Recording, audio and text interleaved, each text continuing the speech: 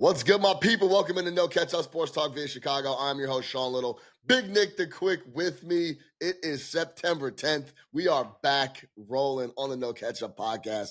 New software, new everything. Same fellas bringing the same takes. NFL Week 1 in the books. What's the scorching hot overreaction? That may not be an overreaction. You know, sometimes all you need to do is see things for a couple snaps. Sometimes Big Nick the Quick, and you know this shit's not going to work and something's going to need to be fixed.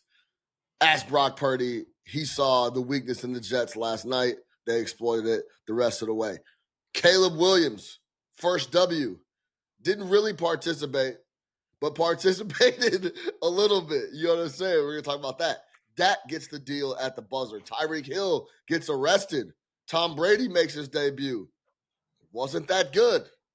We got a lot to talk about. No Ketchup, Sports Talk in Chicago. We back at it, baby.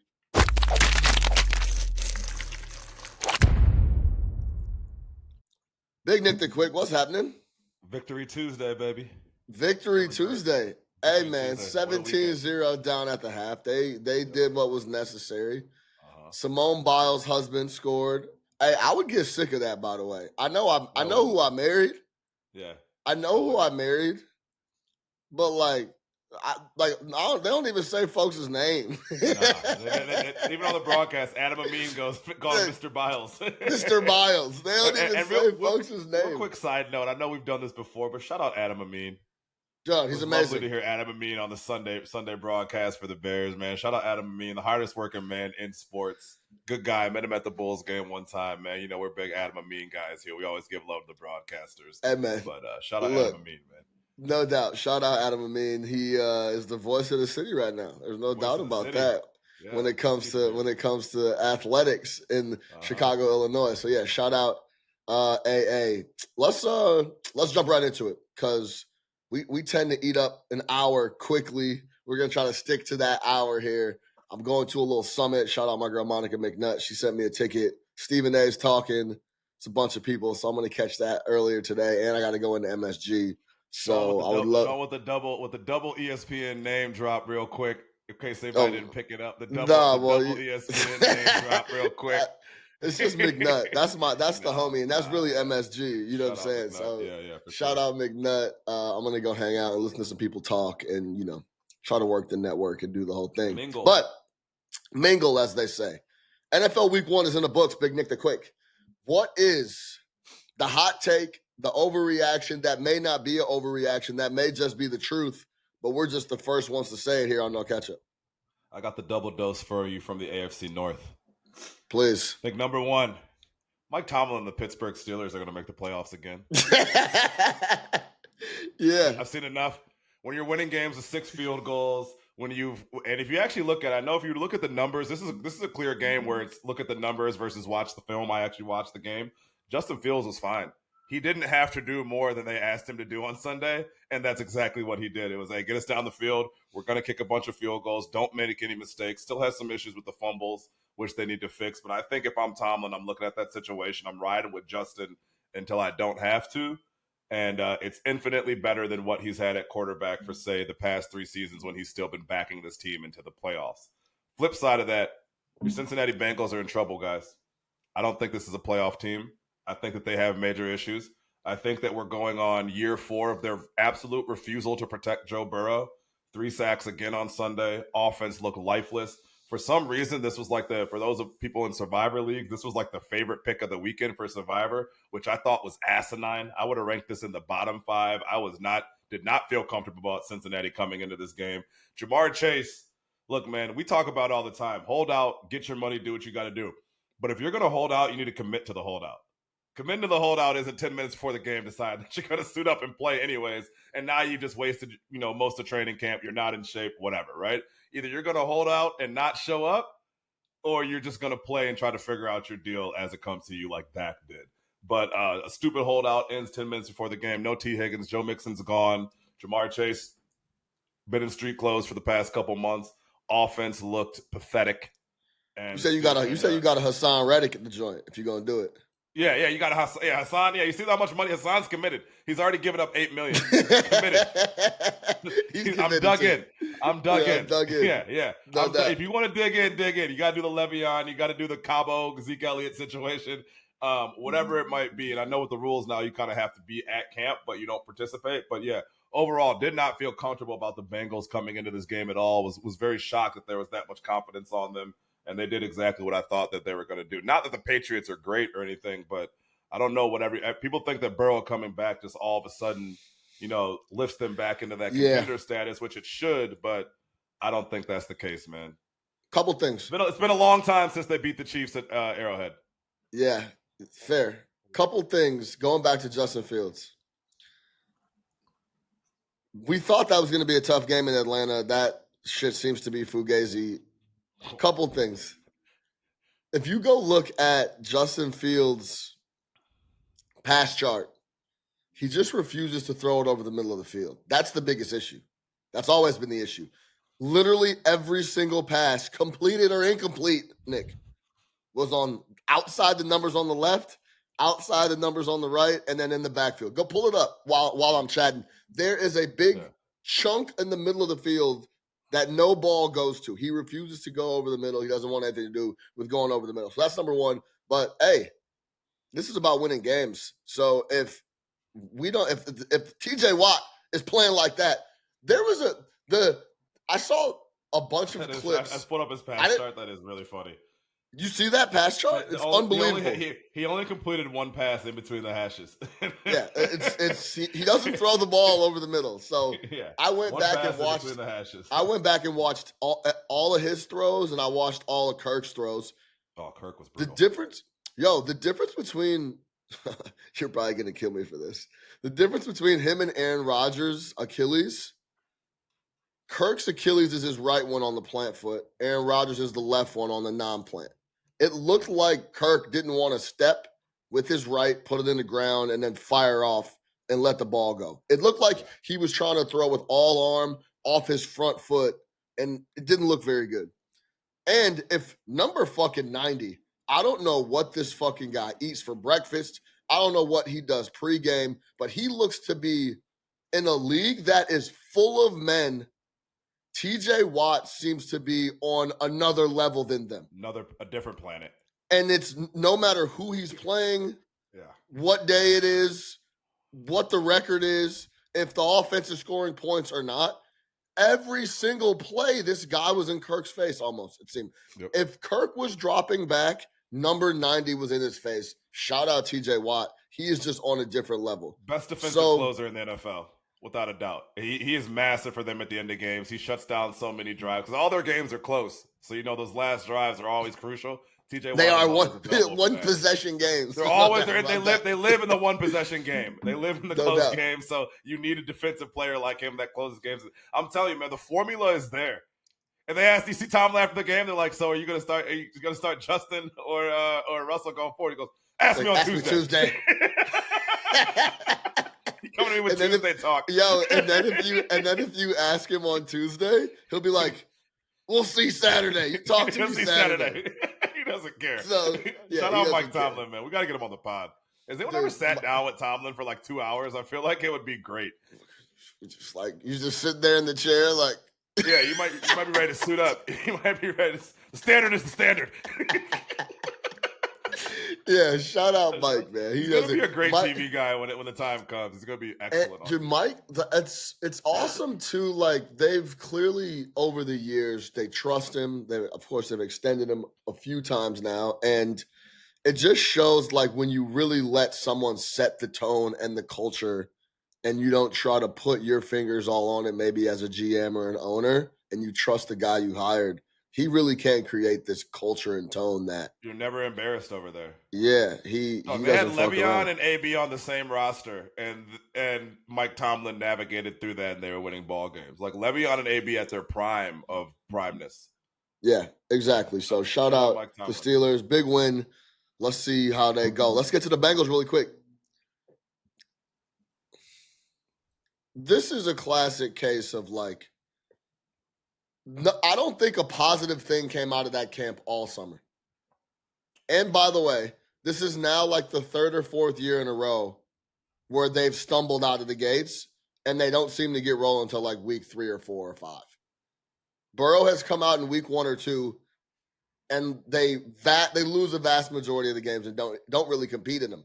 They were horrific, and I was exposed. I had them in a teaser. I thought it was just. I think, Nick, it was more people weren't as confident, and since he just was so low on New England that they just didn't think they could go on the road in week 1 and get the W. But shout out Jacoby Brissett. Veteran quarterback. Won a lot of games in this league. Doesn't turn the ball over. Whatever. Like, understands the assignment. I'm not making no mistakes, bro. Period. I'm stuck 17 checks. Okay, I'll do it. Yeah. So let's go back to Cincy. No positive things came out of that camp all summer. Nope. I didn't hear a positive thing. Yo, if you go back, by the way, and I said this months ago, they lose DJ Reader in the middle. Yep. One of the best DTs you can argue in the league. If you remember, Trey Hendrickson asked for a trade. He wanted out. Yeah, he wanted out. He wanted out. He didn't want to be there. He's their best edge. Mixon, gone. Out. Boyd, gone. Bye. Jamar, not in camp, wants a new deal, deserves a new deal. Holding in. Yeah, you know what that is? We're true holdouts. Don't be holding in on me. Hold all the way out. Trent Williams, the shit. Don't call. Hey, listen. Out. Call me with the deal or don't call me at all. Yeah, Trent Williams is a perfect example. Hey, listen, man. Williams, I know y'all got some cap space left. I'm out. I'm out until I'm in. You feel me? Until I'm in. Yeah. So forget this holding in. But then you got Burrow nagging wrist. The wrist isn't all the way back. What? And it's just he's out here dyeing his hair. Start believing a lot of this shit. Like another example is Christian McCaffrey. The entire last 10 days, they've been telling us is dealing with a lower body injury, and he's a running back. He's not going to play. So maybe he's either not going to play or he's going to be limited. We and get your to boy the game let it slip day last night. I don't know if you saw that. Yeah, by the way. Oh yeah, I watched the it running live. back let it. The running back let it slip, and they asked Shanahan about it. Shanahan's like, I didn't tell him that on Friday. You saw that? I didn't know. I didn't hear that Shanahan. Oh, you didn't hear Shanahan's part? Yeah, Shanahan. They asked Shanahan, like, oh, Shanahan's like, I didn't tell him on Friday. He didn't know till right before the game. Maybe that was somebody hyping him up, telling him he's going to play, but I didn't tell him he was going to play on Friday. Yeah, I don't even know who that is. Report. Yeah, we got an injury report, dog. Don't come out here and tell us what I told you on Friday. Yeah, you see the Shanahan clip. Shanahan's whole demeanor change. Shanahan's whole demeanor change, man. The bill got curved. The hat went backwards. He was like, wait, what did he say? Giving you carries. Nah, I ain't nobody talking about that. Yeah, but he was ready to go. I'll tell you that. He was ready to go. But Lisa Salters did put him on the spot, though. He was caught off guard. It was right after the game and shit. Yeah. And they were just gassing him up. And she's like, so when'd you know you were going to play? Lisa's not new at this. He was like, Lisa's not new at this. She's a veteran. Lisa's a veteran of this. She knows how to get the question. Lisa, Pam Oliver, they've been doing this a long time. I think Friday night. And I was on the couch like, what? Friday? Yeah. But, yeah, man, this is, it's not good out of Cincinnati. Carissa Thompson is what you're saying? Yeah, shout out. Yeah, she didn't Carissa Thompson. We've seen her since. I haven't seen her since. She's still on Amazon? I don't know. Good question. Shout out Carissa Thompson, though. Shout out. Wait, I'm thinking of somebody else. Chris Thompson is who we were talking about in the group chat the other day. Yeah, Chris Thompson's the one who said that she used to make shit up during her sideline. And the whole sideline reporter community just. Yes, okay, my fault. I was. Oh yeah. Oh yeah. Okay, I know what Chris Thompson. I know Chris Thompson. Yeah, but yeah, she should. I'm sure she's still on Amazon. I'm pretty sure she is. We got to see come Thursday night. Yeah, no, see what TNF. I know what's his name is gonna rock a hoodie under his blazer. Oh my god! Hey, listen, man. Man. Hey, listen. Stop the hoodies and blazers with this guy. It's unbelievable. Whitworth, unbelievable. That whole crew is. Hey, let's keep it real. Amazon has a lot of money. That whole crew is fucking terrible. Fitzpatrick. You just need Whitworth. I'm never because I'm in the business. It's hard, man. Sometimes the spots are hard, so I'm not gonna say they're horrible, but you just need time to gel. And Richard Sherman, and it's just like that. The chemistry is not there yet for them. I would say that. overall. They need to hire Ryan Clark over there. Yeah, okay. Let me give you my scorching hot take. Yep, my bad. Detroit Lions are going to win the Super Bowl. They're the best team in the NFC. I say that with a lump in my throat after watching San Francisco. Yeah.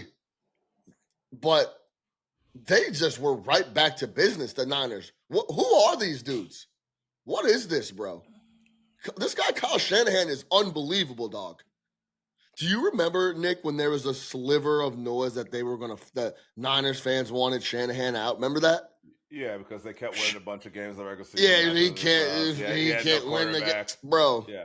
Man, if you don't, I'd go pick that dude up from O'Hare International so quick. I'll pick him up from Candlestick. I'll pick him up from the Golden Gate Bridge. I don't give a fuck. I'll pick him up from wherever he wants to come from the Oracle. I don't give a fuck. Yeah, 100%. Listen, man, that was another spot where I think you saw our little debate of the pick'em last night. So for our pick'em, we can see that someone else picks a game, but we can't see who they pick. Yo, that's whack, by the way. Yeah, I saw there were two other people on this Niners and Jets game, and I just assumed that everybody was on the Niners. I couldn't see how you could take the Jets in that situation. To me, it was Niners or nobody, which that's obviously how it played out. But yeah, that teams keep rolling, man. They're not missing anything. This was the best team in the NFL last year, and they didn't lose anybody. So yeah, I agree with you on that. I know you're talking about Detroit, so here I'll stop. Yeah. I'll save this for later, but yeah. Yeah, we'll talk because I mean it's tied together, right? I think it's either going to be the Lions or the Niners, and it's been the Niners for quite some time now. I mean the same four. It's Baltimore, Kansas City, Detroit, and San Francisco until you tell me otherwise. Yeah, absolutely. And the thing coming in to Detroit this year was the Detroit Lions. All their superstars are young. And they haven't even hit the ceiling yet. Like, we don't even know how good Amon-Ra can be. Then Where did Jameson Williams come from? Jameson Williams comes out and looks like he's back in the SEC. Yeah. Like, this is why you guys drafted me. He was talking shit, too. Hey, we are very familiar with David Montgomery. He is a handful. Professional. Bruiser. Gibbs. Shifty. Different. Lightning and thunder. All that. Laporte is like 20. Yeah. He didn't even play. Yeah. So it's like they have a lot of guys, and Goff is paid. They play 14 of 17 in a dome, Nick. That's the biggest stat for the Detroit Lions. They play 14 out of 17 games in a dome. One game outside against Chicago, one game outside against Green Bay, and then I forget who their other game outside is, but that's crazy. My bad. I wasn't talking. Laporta did play, but what I'm getting at is overall, they just have a lot of young guys that haven't even hit the ceiling yet. We don't even know if they can take it up to another level. They're going to be sensational. And the D is starting to get better. They got DJ Reader from Cincy. Yeah, I love Hutch. Yeah. Hutch's baby TJ Watt. Yeah. Hutchinson should watch TJ Watt tape all day long. He should call him up and be like, yo, bro, can I come by in the summer and come get off the edge with you and figure out what you do? Because you're a different animal right now. So that's my Super Bowl pick. I'm going to pick the Lions to go the distance. That's my scorching hot take. That was my take before the season. And the next one is you have to cut Deshaun Watson. Cut? I don't care. You gotta pay bro. I don't care if you have to rewrite the rule book and the cap rules. You have to figure something out with him in that quarterback situation.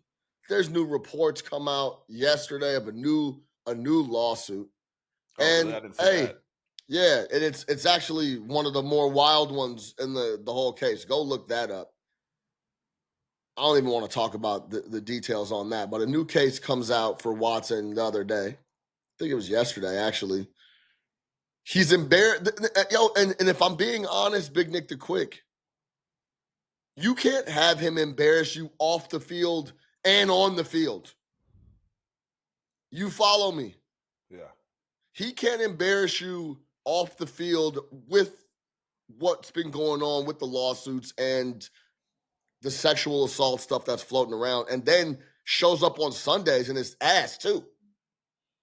When Joe Flacco was infinitely better for them last year than Deshaun Watson has been since he's gotten in Cleveland. It just No can't Flacco, happen. they signed off the street, literally was retired. So call up the Denver Broncos and figure out the finesse that they did with Russell Wilson and how much they had to pay and whatever it may be, and just get it out the way, or put him on the bench and start. Who they gonna start? I don't know. It doesn't matter. Oh boy, Jameis. What you mean, Jameis? Jameis is there. Jameis is ready for this. Put Jameis on the field and let my man rock, Mr. 30 for 30, dog. Yeah. What are we saying? I don't understand. Because now we're starting to, and also, Nick, we're starting to go on years of this with Watson. He hasn't been good in a long time. He hasn't had a good game for the Cleveland Browns at all since he's gotten over there. I don't know if he's had a good drive. Yeah, Orlovsky had a. Go ahead. I was gonna say Orlovsky had a great breakdown of his play yesterday on Get Up, where he showed specific plays where it's just like, this is clearly a quarterback that has absolutely zero confidence in his ability. I mean, he's missing shit that he should be hitting. He's throwing balls early. He's overlooking guys. And look, man, I've said it 100 times. I was one of the biggest Deshaun Watson fans ever. Go back, watch that game. The two of the best throws I've ever seen in my entire life. In New Orleans, Louisiana. In New Orleans. Yeah, it was unreal, my goodness gracious. Two of the best throws I've ever seen to win a game. They actually lost the game. They did, right? They lost that game, but Deshaun Watson drove them down the field with two of the just money throws. With that being said, he has not been the same guy since, whatever it might be, injuries, mental, just got a lot going on. You can't keep this going. You have a good defense. You have a playoff team. You have a good coaching staff. He clearly can't do what you're asking him to do. And listen, you were better with a guy off the street last year. Flacco was unemployed when they brought him in. He was 40 years old, done, counting his Baltimore money. Didn't think he was going to play anymore. Called him in, and they led him into the playoffs, right? Yeah, led them to the playoffs. Flacco, he won comeback player of the year. They went to the playoffs. Player of the year, everything. Yeah, he beat out DeMar Hamlin for comeback player of the year. Yeah, man that died. Man that died. That's how good he was. Situation was. How good he was. They didn't invite him back, or did he retire? Hamlin started yesterday. No, I'm talking about Flacco. He's I think he's in Indianapolis. Oh, he's playing? He played for the Colts. He's on the Colts. Yeah, he's backing up Richardson. Shout out. He's going to get some playing time. Shout out Richardson, though. He's on fire on Sunday. Yeah. That was I rewatched that entire game. One of the best throws I've ever seen in my entire life. If you don't know what we're talking about, Anthony Richardson threw a ball 67 yards in the air, fading left for a touchdown. Someone in his face. Yeah. After he slipped. He had about three. I watched that game too. He had about 3 or 4 throws in that game that I was just like, man, this is high level. I don't know. They got to work on him on doing some of the in between stuff. Which remind me if you've heard that before. But if that guy, if you can get him coloring in between the lines, that's a problem right there. But so if you're Cleveland, you got to get somebody else in there. I fully agree. Maybe give him week 2, see what happens. But there's nothing. You want to talk about Cincinnati didn't show you anything positive. Cleveland really didn't on offense, and I think it starts with Deshaun Watson, man. He was brutal. Absolutely no doubt. Brutal. And speaking of the things in between, let's talk about our guy, Caleb Williams, and the Chicago Bears. Get the W. Because for a guy that says he doesn't get nervous, he looked a little nervous to me. Like, it looked like nothing more than that. He was a little sped up. It looked a little nervous. The amount of times that we were fumbling the ball but would get it back and it would mess up the rest of the play happened like 2 or 3 times, where it was stuff where that in-between stuff, that coloring within the lines. There was a couple throws I saw where it was just, high-level stuff where he's holding backers immediately off the snap to come back left to hit slants and moving people around and stuff like that. But overall, he just looked a little tight. It looked like it was his first start in the NFL. Defense picked him up. I'm really happy they came back and picked him up and got the W, because it's a little less spotlight on his play. Yeah, what a week we would have been in. It would have been, is Caleb Williams a bust and all this stuff. Yeah, it would have been some question marks. I want to say it was like the 3rd or 4th play of the game.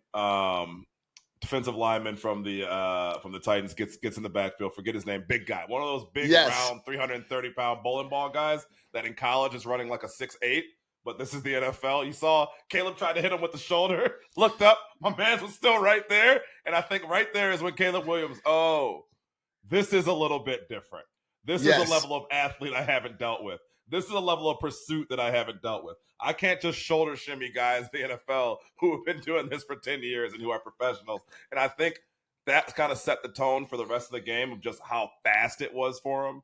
I think you think about it, but like something like D-line play between college and the NFL could not be more different, right? Like you are talking about 4 guys up front, and all the Titans did was rush 4. Very rarely were they bringing in any safeties or linebackers or any blitzes or anything like that. They were just lining up and beating the Bears, and these guys were in the backfield all day long. You got a guy like Jeffrey Simmons. Look, this is one of the best in the business, right? This is a all-pro guy. He does this. These guys are in the backfield, and they get paid to get after the quarterback, and that's what they were doing. I think Caleb looked a bit flustered, but great. He got out of his system. He didn't make any crucial mistakes that cost us a ball game, which you see young quarterbacks do. You go on the other side, Will Levis, it was 17-16. Will Levis did the inexplicable. I don't know why quarterbacks still do this. I'm getting sacked, so I'm just going to throw the ball up into space and hope for something good to happen. Usually what happens is it ends up in the hands of the defender, and if you're really unlucky, they score a touchdown, which is what happens with Tyreek Stevenson on that play. So Caleb didn't do anything like that, but no, he didn't play well. But it's fine. Listen, I had a Packers friend text me yesterday and say, hey, are y'all having buyer's remorse on Caleb Williams? I said, y'all are starting Malik Willis for the next 6 weeks. Get off my phone. Get off my line with this. So buyer's Get remorse, off my man. line. It was his first game. I wasn't expecting anything crazy. I saw some people taking props for Caleb Williams throw for over 300 yards. This is the National Football League. It doesn't happen that way. Even when you're looking at some of those games that Stroud was having last year, he wasn't throwing for 350 yards. He was just making good plays, and they were winning ball games. Good decisions, Yeah, good decisions, man. It's fine. That's going to come. He will have to learn, like we just said, the color in between the lines. That's something that the coaching staff's going to have to work with. Speaking of coaching, I don't think Waldron did him any favors. What you can't do with a guy like Caleb who has that much confidence and thinks he can make every throw is put him in position to make every throw, right? Like, I think some of those calls, especially on third down, put him in a spot where it'd be like 3rd and 6, and you got him going for 25. So that needs to be worked on. That has to be cleaned up. Put him in a position just to make the right plays. You have a really good defense. You have great skill position players. And if Keenan Allen catches that touchdown, it's a completely different conversation. Yeah, true. No, true. And that's a good point. There was a lot of spots where we're trying to pick up huge chunk plays when it's unnecessary. And also on that deep ball that missed to Keenan Allen, that was off of a snap that Caleb fumbled a little bit. He caught it, fumbled it a little bit. Then he's rolling right, trying to figure out what's going on. And he's like, I just got to go deep. That's my only option here. That is the safe way. Now, to go back to the shimmy, he 100%, Caleb Williams saw that dude and was like, oh, I've seen this all the time. I'll just shake this dude and I'll be right back up in the pocket. I'll step up and I'll continue to look downfield. He gave him that Pac-12 Oregon State left-right shimmy, and my man was still in his face. He said, oh my God, this guy didn't bite on that. He's getting faster. Exactly. And then he faded back, and he's like, oh, I'll just outrun this guy, and I'll go left. And there's this another guy one. is not going away. Why is he still in my face? I don't understand this. Yeah. Let me try to get rid of this joint. Uh-oh, it's 3rd and 50. Yeah. What have I done? Just like that. Just hey, what have I done is the best way to put it. What have I done? What have I? How? What a mess I've made. How did I get all the? How when I look down at my Nikes, I'm at midfield. How is this possible? What just happened? Yeah. So Sunday that's different. That was a perfect example of this is not. You're not playing Washington State in Pullman. No. That's real. This is different. It's different, very, very, very different. Coaching different is different. Speed. Yeah, they've been scheming on you all summer long, waiting for this game. So yeah, I'm not worried at all. He didn't make it's those crucial negative plays, right? He did have the 30-yard sack and a couple of that, but no turnovers.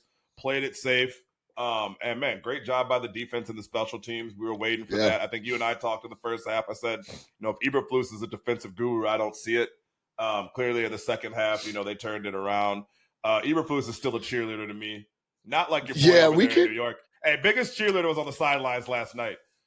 You guys saw it last year. I've been saying this for 2 years now. When I saw Hard Knocks, cheerleader. Honestly, what does he do? Nick was the first person I ever heard bring this up, and he was dead on. This was bang on 3 years ago. He goes, Sean, bro, Robert, what does he do? And I was like, yeah, he a defense. He had that. I did the he's coming from that Niners pedigree. Like I did that whole thing. If you're gonna be, because like Tomlin doesn't see very many clipboards either, but he sets the tone and has everybody. Yes. He runs the shit correctly. Robert Saleh's not on that level yet. He's not doing that. Yeah.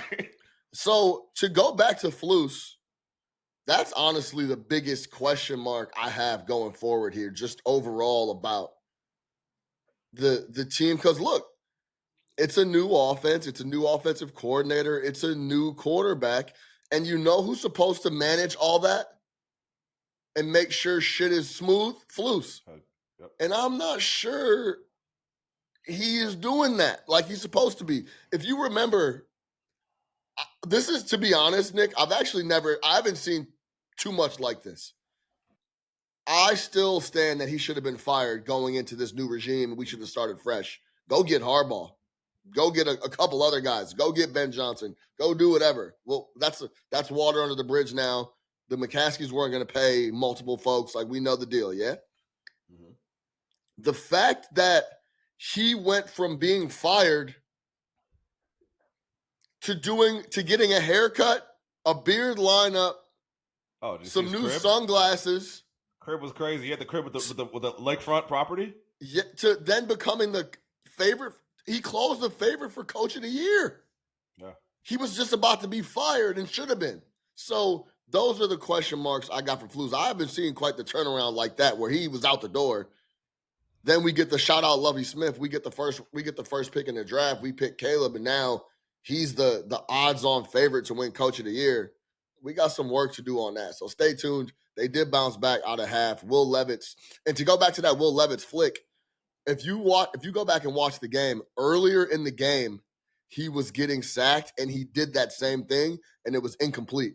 Yeah. And he tried to go back to that shit, and it was a pick six. So, yeah, listen, man, guy's got a lot of heart. I respect the kid. Clearly, he worked on his body in the offseason. Looks phenomenal in pads. You say it looks like a football player? Yeah, it looks like a football player.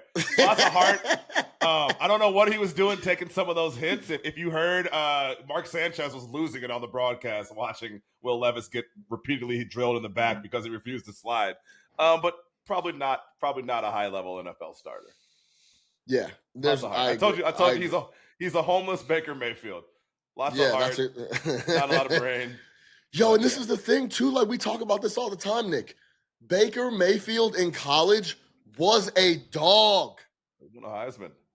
Will Levis, Kentucky, SE's okay. Yeah, he was okay. Like, I'm still yet to see a dude.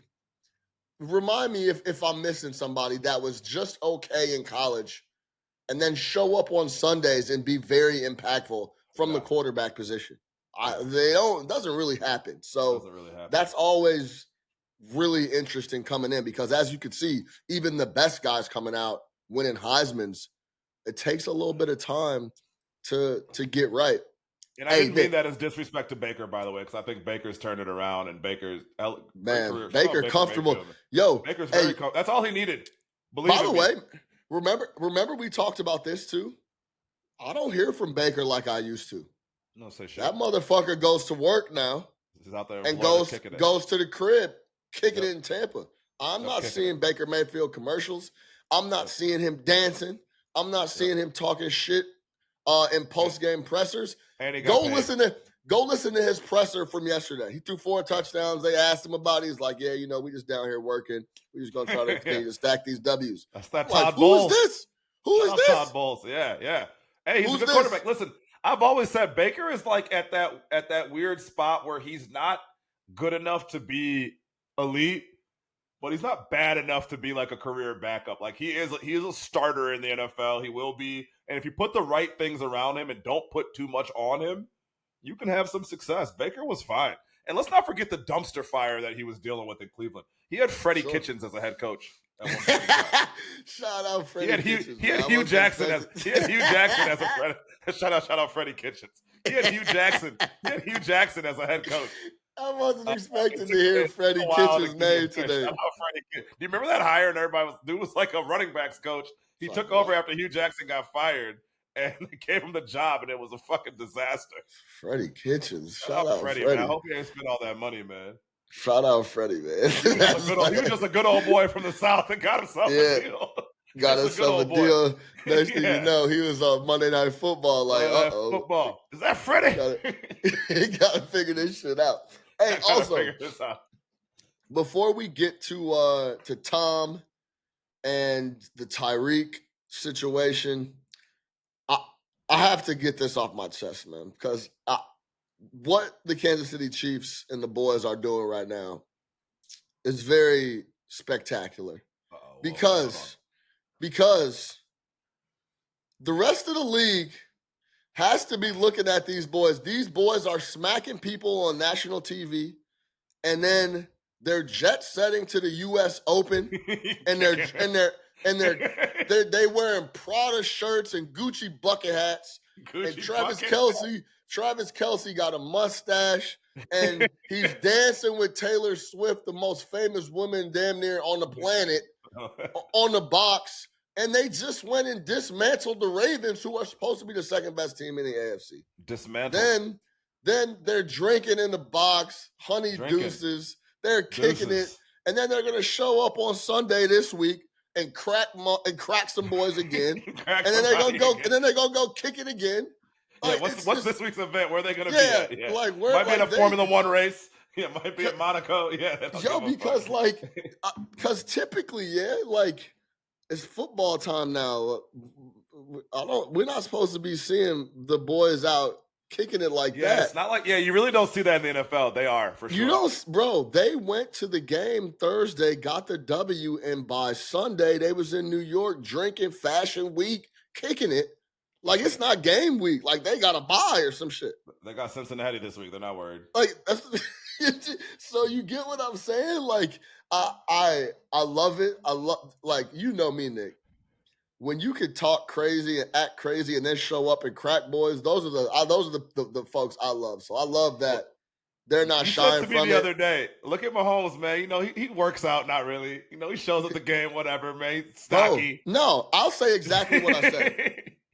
Coming from a chubby man in myself, Mahomes is doing this to people, and he's not even in tip-top shape like that. He's not even in shape like that. He's drinking Coors Lights and shit after games. Big kicking it, bro.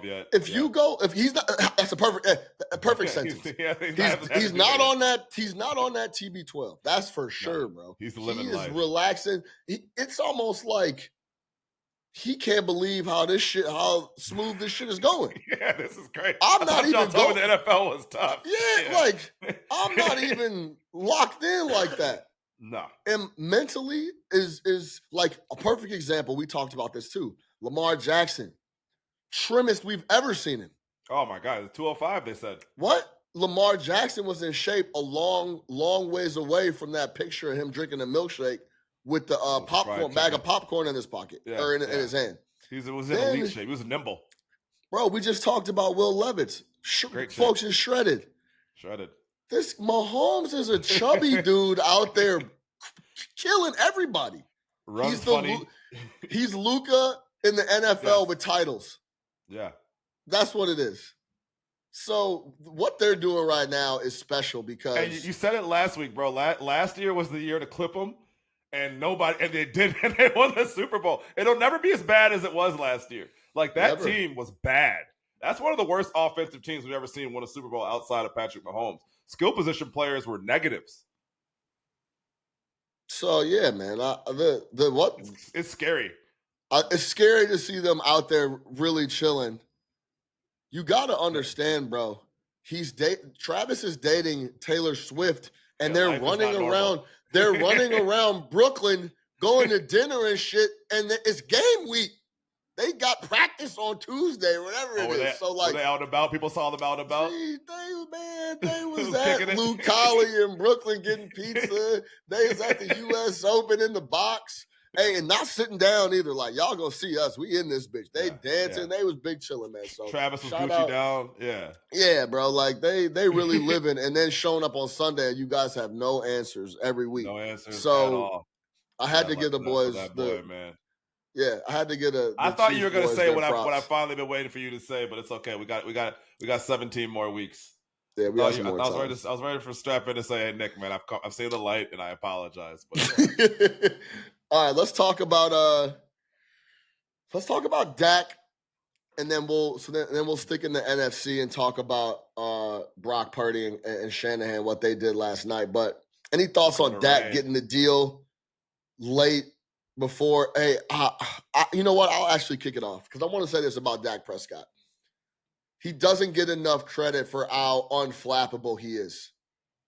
He shows up in shitstorms every single week in the media, always stays in line, plays well, and at the end of the day has gotten the money that he needs in both spots. Off the broken leg, still got paid. Then coming into the year, everybody and their mama getting $55 million per to play quarterback. Dak doesn't mention it, doesn't bring it up. He's in camp. He's going to camp. Jerry Jones is talking to Stephen A. saying, yeah, Dak's my guy. We're going to get him paid. He just never, ever caves. Like, I'm waiting for Dak to be at the presser and go crazy one time. No, he's like, next question. You a clown. Like, he never flaps. Never get. He's just up there. He's a company man.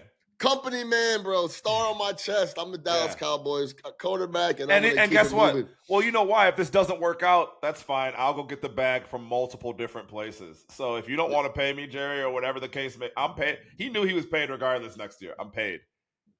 So yeah, man. Shout out Dak. They went out there. Then they went to Cleveland. Another defense that was supposed to be lights out. And that's actually a good segue into the Jets. A defense that was supposed to be lights out. They absolutely shredded them.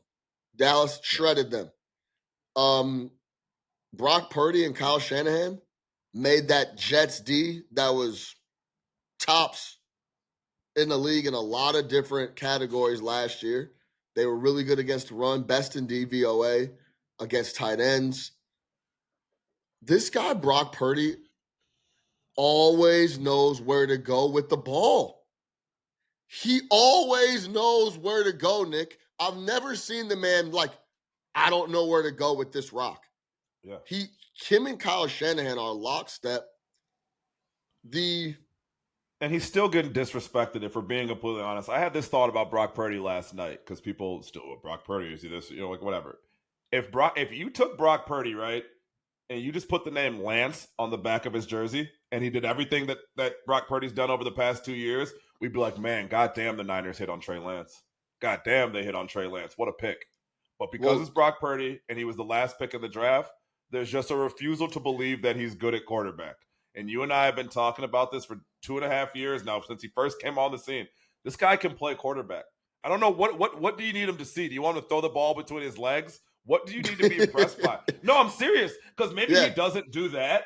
Maybe he doesn't do necessarily the spectacular, which I kind of beg to differ, because I've seen him make plenty of really high-level throws that a lot of guys who you love in the NFL cannot make, or we're asking them to make, or we're waiting on them to make, or get better, right? I love Lamar. Brock Purdy's making some throws that I want Lamar to make sometimes, right? Like, he puts the ball where it needs to go. He's not dinking and dunking. He throws the ball downfield when he needs to. He makes plays with his legs when he needs to. He escapes pressure when he needs to. Oh, and guess what else he does? He wins a bunch of fucking ball games.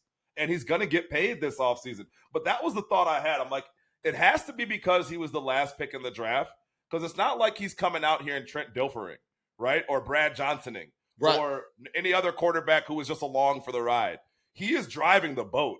Yeah, does he have great players around him? Absolutely. Are we punishing him for that? I don't understand. And guess what? They won't be there next year. So maybe we'll figure out what type of quarterback he is next year. And if he sucks, everybody can do whatever. But I don't see it. I think he is a high-level quarterback in the NFL. I think he is in that top 10 list, if we're being completely honest. This guy was the processor. He was the MVP His through processor, 16 weeks. He was the MVP through 16 weeks last year until they got smacked by Jacksonville. Still the Jacksonville game, right? No, it was Baltimore. Baltimore. Yeah, until they got smacked by Baltimore, he was the MVP. I don't know what else you people need to see. Take him for someone who's been watching bad quarterbacking for a long time in this city. I know what bad looks like, and I know what good looks like. That's a good quarterback. He wasn't allowed to have a bad game. He had one bad game, and they were like, yeah, okay. So they killed him. I don't want to hear about him. You got Cam Newton doing the whole podcast, Mike Purdy, like the whole thing. Yep. Yeah, 100%. And also, but you feel me on the Trey Lance thing? If he was Trey Lance and it was the same exact numbers, we'd be like, oh, they hit. No, we actually have a perfect example in Jordan Love.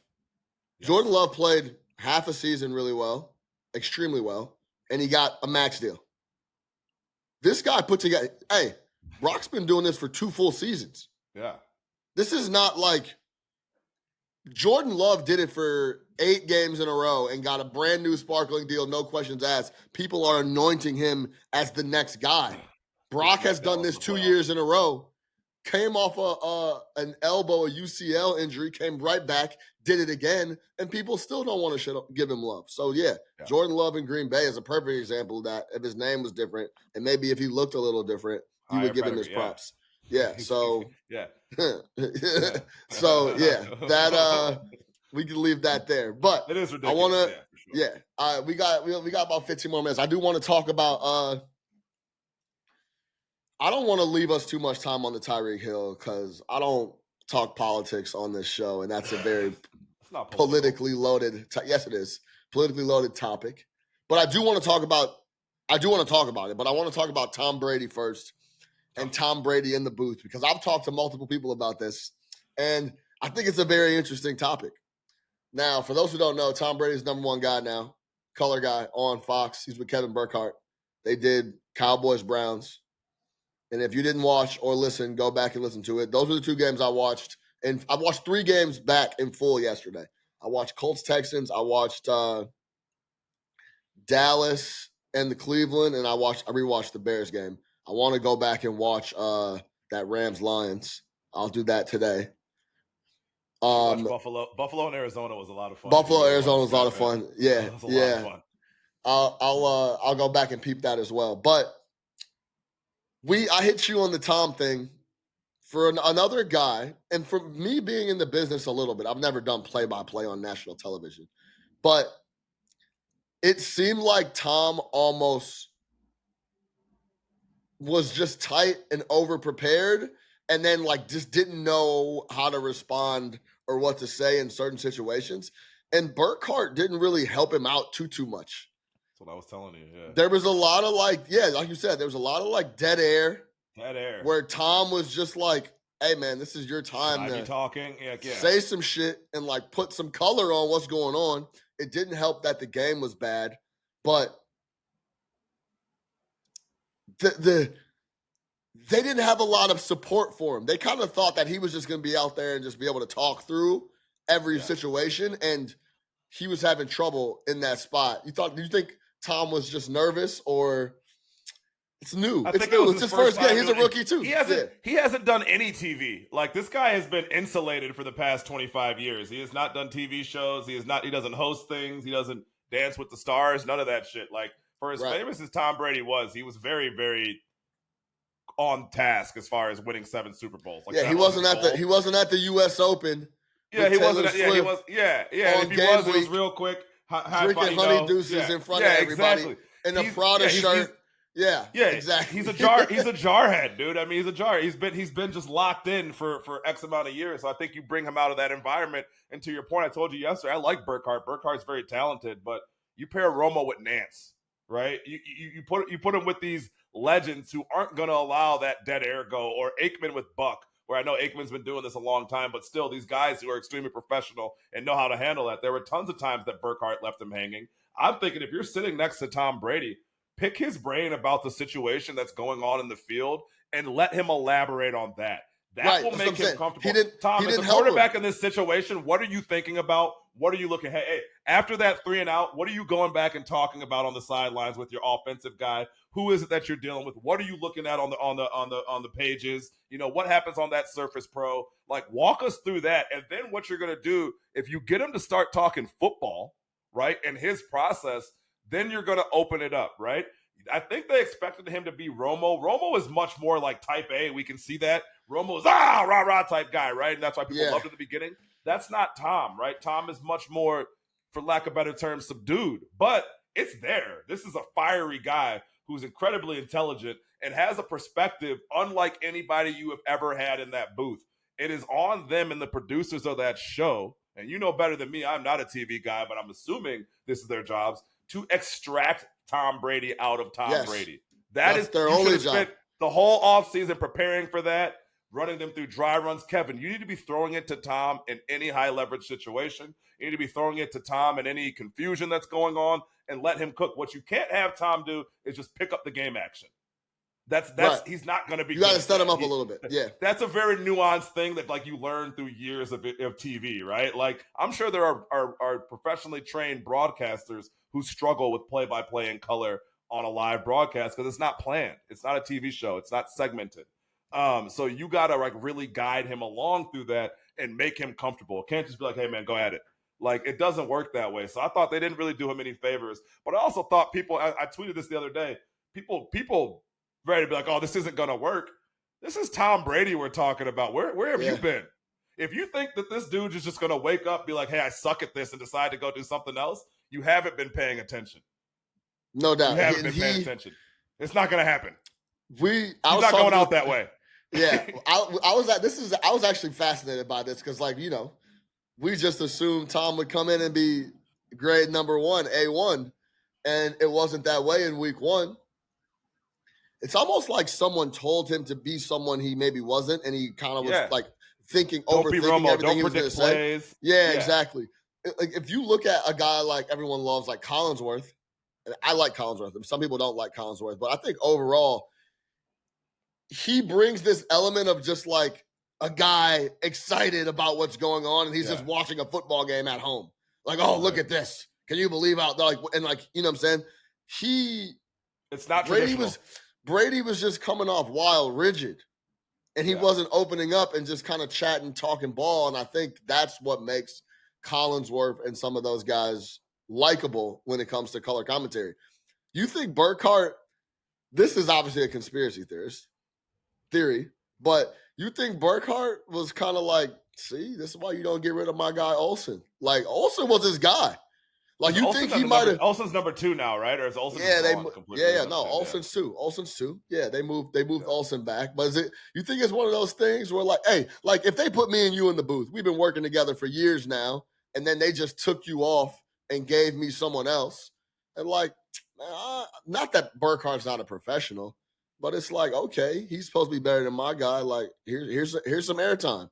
Go ahead. I would hope that's not his. You know what I mean? Because you got to make it work. But yeah, I don't think that's the case. I just think they don't have any chemistry. It's clear that they, again, man, they didn't. You said it best. Burkhardt was not doing him any favors on that broadcast. And if I'm the producers and execs this week, I'm like, hey man, you have to put, just like football, you got to put him in a situation where he can excel. And leaving him out there to call the action as it's going or to pick up on dead air, he doesn't understand. Am I supposed to talk yet? Like, right.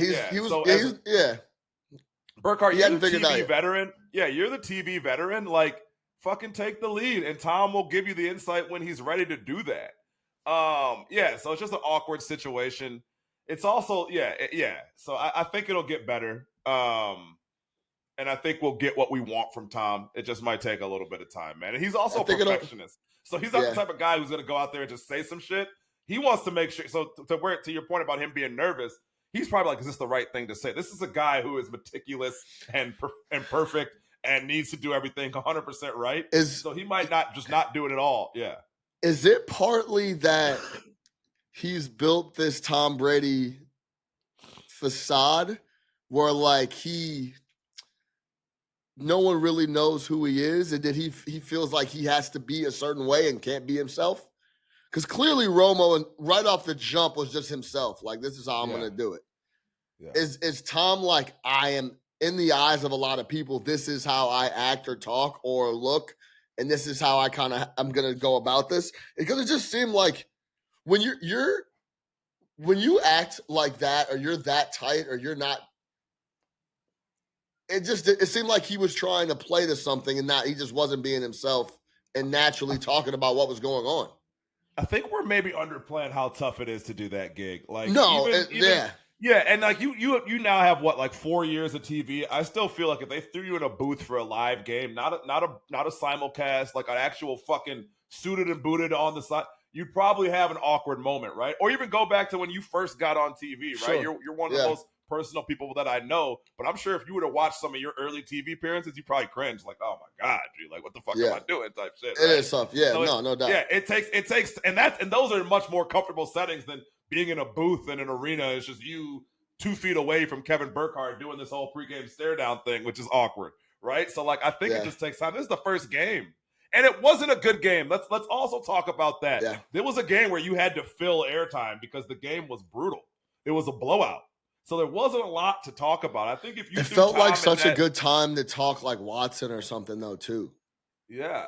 Like, yes. There was a lot of different things that I felt like what is Deshaun going through, Tom? Like, Right. you've seen this guy. You've seen him perform at the high level. You know the talent's there. Tell me what could possibly be going on after missing 2 years. Tom, what was it like after you went down in week 1 against with the whoever ACL? The fuck? Yeah, with the ACL, and then had to come back the next year. Were you gun shy? Where's this happen? You know, like, these are things that as a producer, you should have queued up for him to talk about, and you should tell him ahead of time, Tom, if Deshaun Watson struggles, we might go here. Okay, cool. I will have insight on that. Right. If you mean to tell me Tom Brady can't talk about playing quarterback for 3 hours, then you're crazy. Right. So they didn't do a good job. I thought that was a bad job by Fox. Yeah, no doubt. So, and Burkhardt's just not the guy to be with him either, but you don't really have – Burkhardt's their number one. So, I mean, yeah. We'll see. It is game 1. And I think it'll help, too, that next week they have Dallas again. He gets Dallas again, so. One quick question on that. Do you think he would have done better? Because I guess they can't recreate this, but would he have done better in, like, the Peyton Manning type scenario? Like, Peyton and Eli are very comfortable in that show. And how so were they just chilling? Yeah, they're just chilling. That's why I think it was nerves. Because if you get Tom in like that podcast setting where he sits with it's going to be electric. I can't remember his name. Who's the guy that does boxing? Where Mayweather told him he never liked him anyway. Brian Kinney. Oh no. Brian Lampley? No. Lampley? No, not Lampley. But he said to Brian Kinney, he goes, Brian Kinney is the man who's good at a lot of things, but not great at anything. That's one of the best Mayweather interviews ever. Shout out Floyd. Jim Gray. Jim Gray. Yeah, Jim Gray. He does the pod with Jim Gray. And if you listen to that, remember he tried to take the mic out of Jim Gray's hand. Was that that might have been? You never give me a fair shake. No, that you never give me a fair shake. That was the old Adrian dude. If I was younger, I'd kick your ass. Yeah, Broner did it. Gray had a couple instances where he was going back and forth with folks. But Jim Gray's fiery guy. Yeah, I like Jim Gray. He's good at his job. Yeah, so he's a legend. Him and Brady have a pod, and it's awesome. The insight, they have other quarterbacks on, and they chat, and they've done a whole bunch of things where it's like, oh yeah, Tom is going to be unbelievable on TV. I think that setting was just very high. It's just very high leverage, and everybody was watching. So let's hear what Tom's going to say, and he didn't have a lot to say in a lot of spots, and that was perplexing in some scenarios, especially. Yeah, when do you make it more of a Brady-centric? Yeah, I mean, maybe like a Brady-centric broadcast. Like, hey, we have Tom. Like, really play up to the fact that as opposed to just being another guy in the booth, kind of like they did. It was almost understated. Like, I know he had the commercials and the promo videos and all that, but once it happened, it's kind of like I'm in the booth with Tom Brady. Whereas, like, maybe it should be this grandiose thing of like, hey, this is Tom fucking Brady here. You know, create a segment for him. Brady's 5 points, or Brady's 7 points because he has 7 Super Bowl rings. Tom, give us 7 things. Give us your 7 rings of today. All right, cool. Right. Like shit like that. It's corny, but it's good TV. Facts. Yeah, facts. All right, we got a minute and a half. You have any comments on Tyreek Hill getting cuffed up, speeding? That was crazy. The overzealous body cam. Yeah. Body cam footage comes out. overzealous People are going to cop. be like, well, Tyreek should have, complied and all that. And was he being the friendliest? No, but he's also on his way to work. He's outside the stadium. The fuck are you pulling me over for? Give me the ticket so I can move on. Cop number 2. Crazy. That guy has to go. He's a liability. What is That's he doing? a liability. He pulls him out the car, then gets behind him and chokeholds him. Says all types of crazy shit. And honestly, Tyreek Hill was pretty calm after they started manhandling him, if I'm too. being completely honest. I wouldn't have been.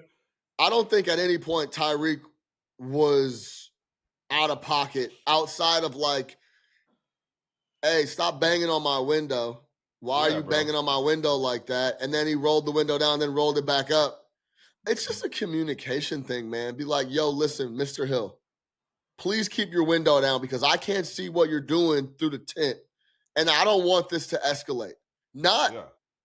I'm not playing this game, get out the car, almost rips his door off on the McLaren. Like, whoa. Like, how do we get here? Like, it's just unnecessary. So grabs him from behind, pushes him to the ground. Like, the whole shit is crazy. Then you put Calais Campbell in handcuffs. I was telling this nigga, I'm like, hey, Calais Campbell is 38 years old, has been in the NFL for 16 years.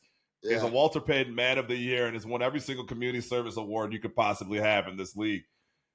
There's ramifications for putting a dude like that in cuffs. Trust me. Like he went to Miami. Like he is a member of the community, well respected. He probably is very plugged up in that community. He gave the University of Miami like a $3 million charitable donation, so I'm sure he can make a phone call or two to make things very uncomfortable for those at City Hall, and he's probably doing that. But yeah, whole situation was crazy, man. Reminds me of the Scheffler situation. Yeah, it's crazy. Shout out Darlington, who always seems to be around this stuff. Darlington, give that man an extension. He knows where to be. Jeff Darlington knows where to be. Knows where to be. Knows where to be. Also, shout out Drew Rosenhaus, because it is very clear. It is very clear that he has his boys back, regardless of the situation. He didn't say, hey, Nick, Tyreek didn't say, hey, man, call Mike McDaniel singular. Call Drew. Call Mike. Call whoever. Call Tua. Yeah. He said, call Drew, man. Right now. Call Drew, bro. Yeah, call Rosenhaus ASAP, bro. Like, forget about that's the first person that needs to know what's going on. Yeah. Nobody else. Not Mike McDaniel. Right, don't call Stephen A. Smith. Call Drew Rosenhaus. ASAP. That was a big plus for Drew Rosenhaus. It's clear that no matter the situation, I need help. Drew's always got my back. Let me call Drew, have him hold me down. Go back to T.O. working out in his driveway. What was this, 2001, 2002? Drew Rosenhaus was fully involved in that. Shout out Drew Rosenhaus for sure. Yeah. Epic. Yeah. The T.O. What a time. T.O. If you go back to that whole T.O. saga of trying to get traded from San Fran and work, was he trying to get traded from Philly? San Fran? That was Philly. Dallas? He was in Philly at this point. He was in Philly trying to get out of Philly. He was in Philly, yeah. Working out in the driveway with the shirt. Pretty sure he was in Philly, but yeah. That was like pre big time Twitter too. Like that would have been. Yeah. Oh my God. T.O. was one of a kind. T.O. is one of one. We're back. He's still not in the Hall of Fame. No, they put him second ballot. That's a whole nother podcast. Yeah, they didn't even give T.O. the first ballot Hall of Fame now. It's a whole other podcast. Where were y'all during T.O.'s time? No, they did that on purpose. Yeah, they did it on purpose. Sure. They humiliated him. Didn't he? Yeah, he didn't show up, right? He didn't go to Canton. He did it from Tennessee. He didn't. Yeah, he's like, I'm not going to Canton, second ballot. Are y'all out of your mind? Yeah. Stop, what were y'all watching? Please. Where were you? Cut it out. Stupid. We're back. No Ketchup Sports Talk via Chicago. For Big Nick the Quick, I am your host, Sean Little. Subscribe, lock in everywhere. Using new stuff, man. We're back weekly. We'll try to drop as much content as we can here. Chop a bunch of clips, get it out, get back rolling. No Ketchup Sports Talk via Chicago. Let's get to it.